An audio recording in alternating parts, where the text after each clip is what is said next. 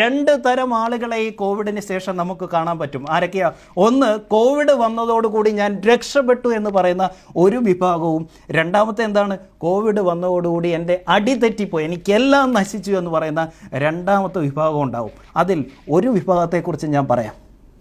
കഴിഞ്ഞ ആഴ്ച ഒരു സംഭവം ഇന്ത്യൻ മാർക്കറ്റിൽ നടന്നായിരുന്നു. അറിഞ്ഞു കാണും നിങ്ങളൊക്കെ. നിങ്ങളിൽ പലരും അറിയാതെയെങ്കിലും അതിൻ്റെ അകത്ത് ഭാഗവാക്കായിട്ടുണ്ട്. എന്താണെന്നറിയോ? നമ്മളുടെ നാട്ടിൽ ഒക്ടോബർ 16 മുതൽ 21 വരെ 6 ദിവസം ആമസോണിലും ഫ്ലിപ്കാർട്ടിലും ഒരു ഫെസ്റ്റിവൽ സെയിൽ നടന്നിരുന്നു. അറിഞ്ഞിരുന്നോ? 4.1 ബില്യണിൻ്റെയാണ് അവിടെ കച്ചവടം നടന്നത്. എത്രയാണ്? $4.1 ബില്യൺ. എന്ന് വെച്ചാൽ എത്രയാണെന്നറിയോ? 29,000 കോടി രൂപയുടെ കച്ചവടമാണ് ഈ പറഞ്ഞ കാലയളവിൽ 6 ദിവസം കൊണ്ട് ഇന്ത്യൻ മാർക്കറ്റിൽ നടന്നത്.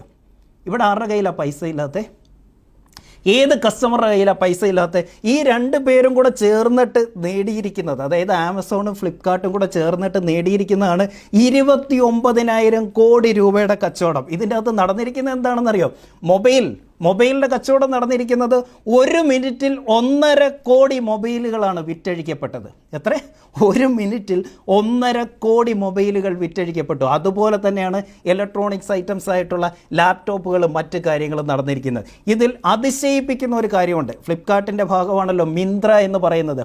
മിന്ത്രയ്ക്കകത്തുൾപ്പെടെ ഫാഷൻ എന്ന് പറയുമ്പോൾ നമ്മുടെ ക്ലോത്ത് മെറ്റീരിയൽസ്, അത് റിലേറ്റഡ് ആയിട്ടുള്ള മറ്റ് കാര്യങ്ങൾ, പ്യൂമ പോലുള്ള, നൈക്ക് പോലുള്ള, അഡിഡാസ് പോലുള്ള കമ്പനികളുടെ സെയിൽ എത്രയാണ് നടന്നിരിക്കുന്നതെന്നറിയോ? ഈ 6 ദിവസം 1,60,00,000 ഐറ്റംസ് ആണ് അവിടെ ബില്ല് ചെയ്തിരിക്കുന്നത്. എത്രയാണ്?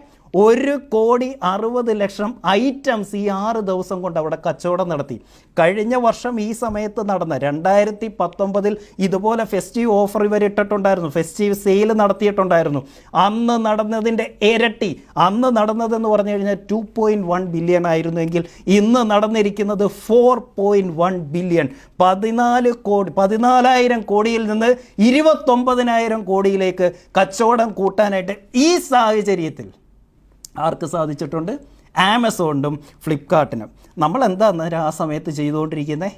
എന്താ ചെയ്യുന്നത്? വീട്ടിൽ കയറിയിരിക്കുക അല്ലേ? കോവിഡാണ് സാറേ, അത് കഴിയുമ്പോൾ മഴയാണ് സാറേ, ലോക്ക്ഡൗൺ ആണ് സാറേ, ഒരുപാട് എക്സ്ക്യൂസുകളുണ്ട് സാറേ പറയാനായിട്ട്. ഈ എക്സ്ക്യൂസുകളൊന്നും ഇല്ലാത്ത കുറച്ച് ആളുകൾ ഈ നാട്ടിലുണ്ടെന്നേ. അവർക്കറിയാം എങ്ങനെ ബിസിനസ് ചെയ്യണം, എങ്ങനെ സെല്ല് ചെയ്യണം എന്നുള്ളത്. മറ്റൊരു കാര്യമുണ്ട്. ഇത്രയും നാൾ ഏറ്റവും കൂടുതൽ സെയിൽ ആമസോണിനും ഫ്ലിപ്കാർട്ടിനും ഈ ഫെസ്റ്റീവ് സീസണിൽ നടന്നത് എവിടെയാണെന്നറിയോ? ടയർ 1 സിറ്റികളിലായിരുന്നു. ഈ പ്രാവശ്യത്തെ ഏറ്റവും വലിയ കാര്യം ചങ്കത്തടിക്കാൻ പോവുകയാണ്. ടയർ 2 ആൻഡ് ടയർ 3 സാധാരണ ചെറിയ ടൗണിൽ നിന്നാണ് അവർക്ക് ഏറ്റവും കൂടുതൽ സെയിൽ നടന്നിരിക്കുന്നത്. എന്താ ഇതിൽ നിന്ന് നമ്മൾ മനസ്സിലാക്കേണ്ടത്? എവിടെയാണ് ഒബ്ജക്ഷൻ? നിങ്ങളുടെ മനസ്സിൽ, ബിസിനസ്സുകാരുടെയും സെയിൽസുകാരുടെയും ഉള്ളിലാണ് പ്രശ്നം ഇരിക്കുന്നത്. മാർക്കറ്റിൽ ഒരു പ്രശ്നവുമില്ല, കസ്റ്റമർക്ക് ഒരു പ്രശ്നവുമില്ല, ആരുടെയും കൈ പൈസയ്ക്ക് ഒരു പ്രശ്നവുമില്ല. അത് തെളിയിച്ച് തന്നിരിക്കുകയാണ്. 6 ദിവസം കൊണ്ട് 29,000 കോടി രൂപ ഈ മാർക്കറ്റിൽ നിന്ന് ഉണ്ടാക്കിയിട്ടുണ്ട് എങ്കിൽ എവിടെയാണ് പ്രശ്നം? ഇനി എവിടെയാണ് നിങ്ങൾക്ക് പറയാനുള്ളത്?